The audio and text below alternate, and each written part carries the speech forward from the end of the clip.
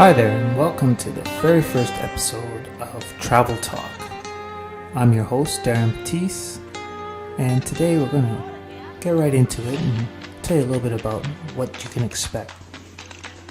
We're going to be bringing you this regular podcast talking about all things travel related. The format's going to vary a little bit from time to time, I think, but we're trying to see what works out. So we're looking for feedback from our listeners. You can always reach me by email, darren@detours.ca. In this episode, we're going to give you travel tips for those of you who like to fly. We're going to talk about some gear for those of you who might ride a motorcycle. And I'm going to feature an interview with a fellow traveler, Ricardo McCray. So, sit back, take a listen, and enjoy.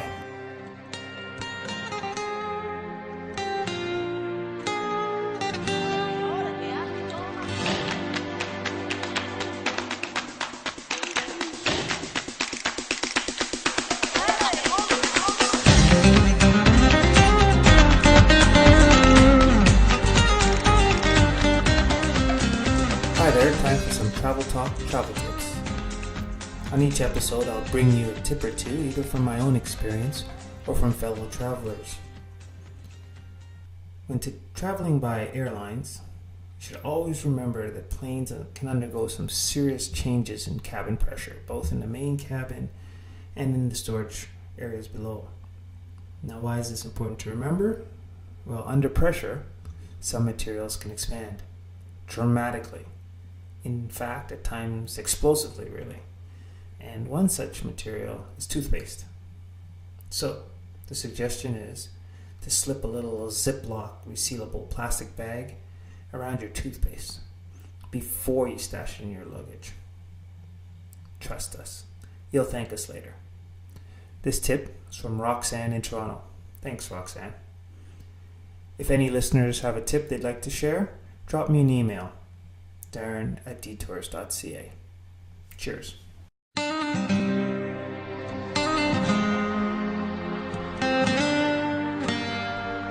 Today's Travel Talk gear review is on the Tourmaster heated motorcycle gear line of clothing. I myself have 4 pieces of Tourmaster heated gear. The Tourmaster Synergy line 2.0 line. Now, what are they exactly? Well, essentially they're articles of clothing with really fine, flexible electrical heating wires running through them, and the heating system is powered by your bike's electrical system. So I started with the vest, the electric vest liner with collar. I started with that about 5 years ago, and then later in added the gloves, and they're great. They're warm, both the vest and the gloves, very, very warm. But the combination of the two is kind of awkward because you have these really long cables running from a Y adapter at my hip, which is where I would connect to the bike's electrical system. And then one part ran to the vest itself and the other part ran with 2 wires up the back of my jacket and down the arms to plug into the gloves at the end of my arms. Now, the cords are a real pain, and you can get a little tangled up, and unplugging them to take off the gloves is always a trouble. But the gloves themselves, they work really well. I have the what they call the electrically heated leather glove, and they're very well made motorcycle gloves with the armor on the top, a natural curl to them. They fit very well, and they're really, really weatherproof. In fact, I use them as my rain gloves in the summertime. But most importantly, they keep my hands very warm. Now, my bike has no heated grips on it, so the gloves are very important. The heated grips will come soon. It'll be a nice upgrade. But for now, I'm using the gloves. The vest lasted me 2 winters, then I got tired of the cable situation and I bought the jacket liner. That was a great thing to get. It's a much saner cord setup situation going on. The gloves just plug right into outlets on the end of my sleeves of the jacket, so it's really simple, no cords running up and down my back and all that.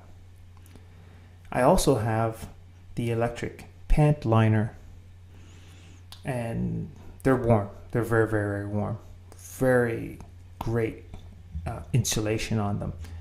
In fact, they're so good that even though I often wear them for cold weather rides, around 4 or 5 Celsius, which is about 40 degrees Fahrenheit, I can ride them and wear them in such cold weather, but I've only ever turned them on, actually plugged them in and turned them on once. And that was only for about 10 minutes until I started to sweat. So normally I'm riding with these pant liners on, and they're not even plugged in electrically. They're that well insulated. Overall, for the Tourmaster system, it's a very nice setup. There's a single connection, simple connection to your bike's electrical system, and then all of the Synergy products, they all interconnect one to another.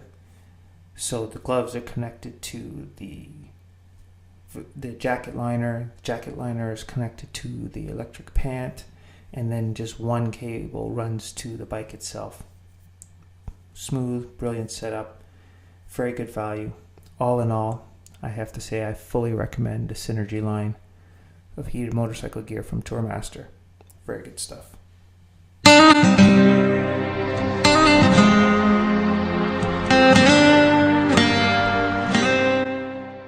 I'm chatting here right now with a fellow traveler I've known for many years, Ricardo McCray, man who's done many things, been many places, but today we're going to ask him about one specific place. Please, Ricardo, tell us about the last remarkable place that you visited. Oh, the last remarkable place I visited. I try to go to many remarkable places when I travel, so I'll tell you about one of my favorites, 2 of my favorites instead of 1. How's that? You get a bonus. Yeah. One was Paris, France, and the other one was Trinidad and Tobago for Carnival. Paris was incredibly special for me for a couple of reasons. One, my honeymoon was a great time. My wife and I were bouncing around Europe for about a month. Prague, France, Hungary, just spending a little time in each place. And for me, Paris was my favorite, one, because of the architecture, the art, and of course the Louvre.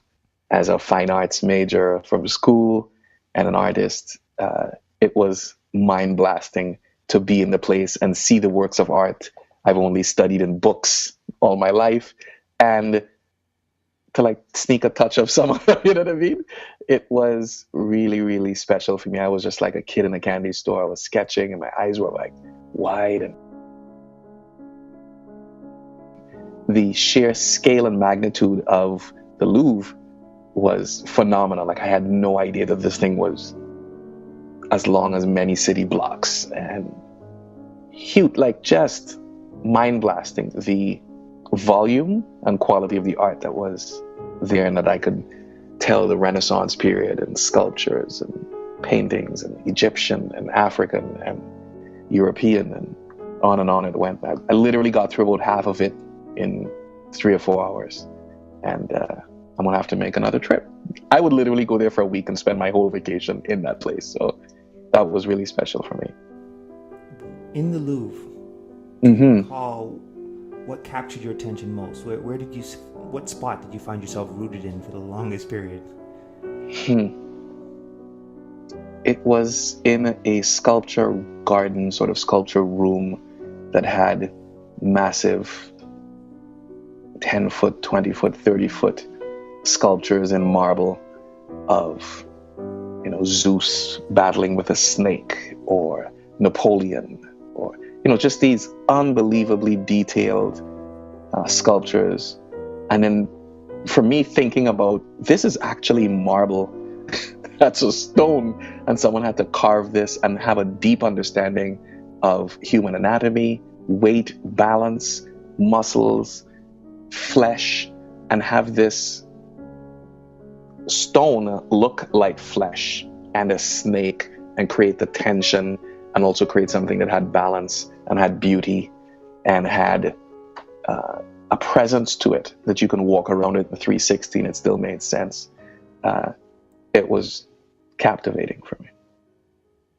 Wow, that's a very beautiful word picture you painted there. Thank you. You're welcome. You were saying, where else then on the other place you wanted to tell us a bit about?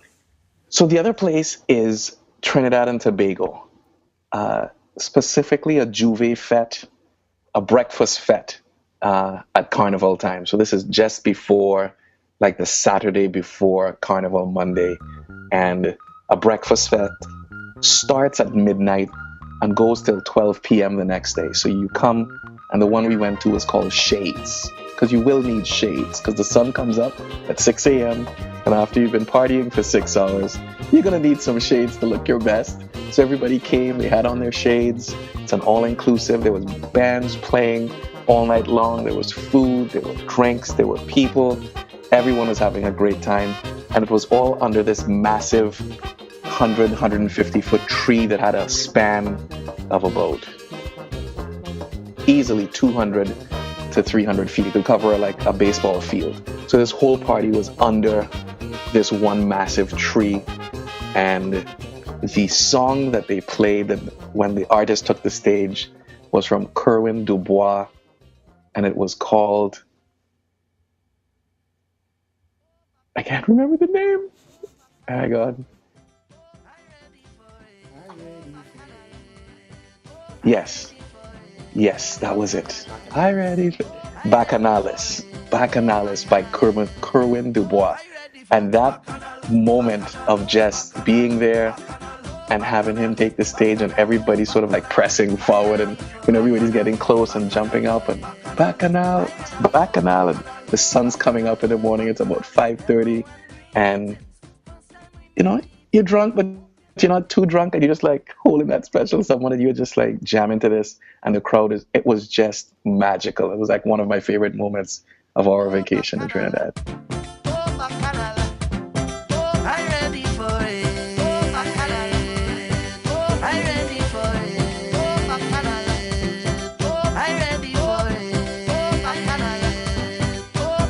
For Bacchanal, Bacchanal, Bacchanal, Bacchanal, Bacchanal, Bacchanal, Bacchanal, Bacchanal, Bacchanal, Bacchanal, Bacchanal, Bacchanal, Bacchanal. Hello and greetings, first time we meeting. I hope you're not leaving, just stay a little bit.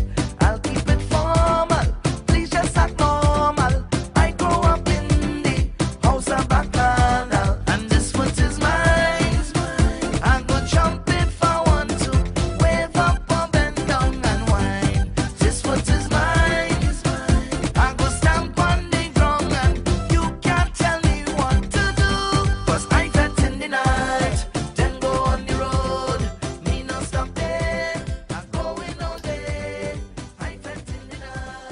Every time I hear that song, there's a smile on my face. Takes you back. Like I'm smiling right now. I'm like, I hear that song and I'm like, oh, Bacchanal.